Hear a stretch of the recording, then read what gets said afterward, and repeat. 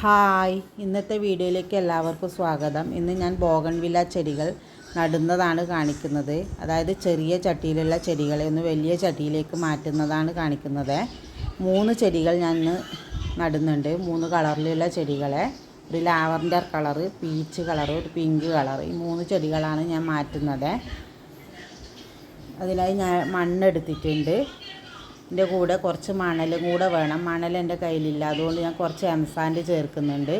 മണൽ മാത്രമായി കഴിഞ്ഞാൽ ചെടിക്ക് വേരോട്ടം കിട്ടാൻ പ്രയാസമാവുക, കട്ട പിടിച്ച പോലെ ആവും. അതുകൊണ്ടാണ് ഞാൻ നല്ല ഇളക്കം കിട്ടാൻ വേണ്ടിയിട്ടാണ് ഇതിൽ എംസാൻഡ് ചേർക്കുന്നത്.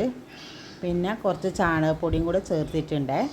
പിന്നെ ചേർക്കുന്നത് ഉമിയാണ്. ഉമി ചേർത്ത് കഴിഞ്ഞാൽ മണ്ണിന് നല്ലൊരു ഇളക്കം കിട്ടും, നല്ല ഇളക്കമുള്ള മണ്ണാവും. പിന്നെ ഉമി എന്ന് പറഞ്ഞാൽ കുറച്ച് ചൂടുള്ളൊരു സാധനം. അപ്പോൾ ബോഗൺവില്ല ചൂട് ഇഷ്ടപ്പെടുന്നത് കൊണ്ട് ഉമി ചേർക്കുന്നത് നല്ലതാണ്.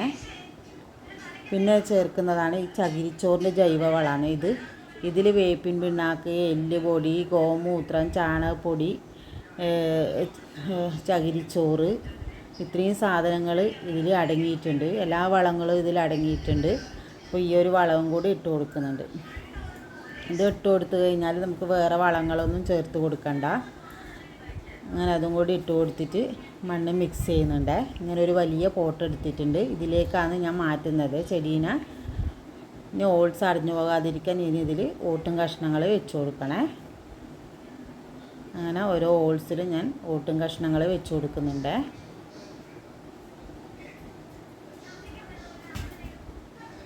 ഇതിൽ കുറച്ച് മണ്ണ് ഇട്ട് കൊടുക്കുക. അതിന് ശേഷം വേണം ചെടി നട്ട് കൊടുക്കണേ. ആദ്യം കുറച്ച് മണ്ണ് ഇട്ട് കൊടുക്കുക. ഇനി ചെടി നട്ട് കൊടുക്കുക. ഈ ചട്ടിയിലുള്ള ചെടീനെയാണ് മാറ്റുന്നത്. ഇതിൻ്റെ 4 സൈഡും ബാക്ക് സൈഡും ഒന്ന് തട്ടി കൊടുത്തു കഴിഞ്ഞാൽ ചെടി ഇങ്ങനെ ഇളകി വരുവേ.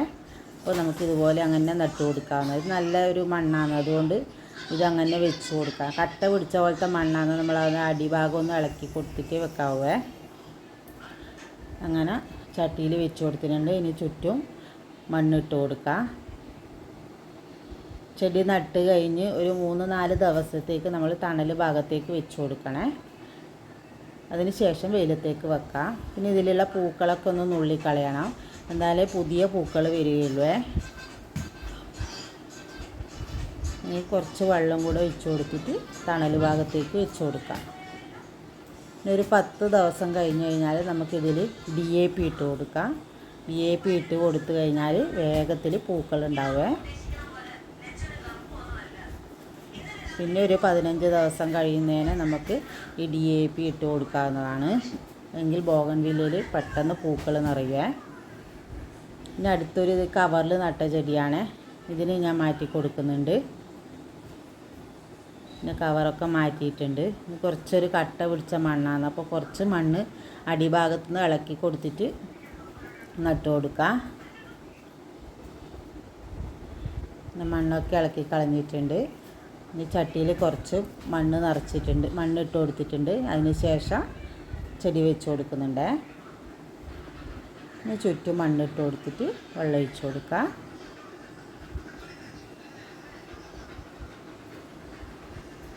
പിന്നെ മണ്ണൊക്കെ ഇട്ട് കൊടുക്കുന്നുണ്ട്. ഇനി ഇതിൽ വെള്ളം ഒഴിച്ച് കൊടുത്താൽ മതിയാവേ.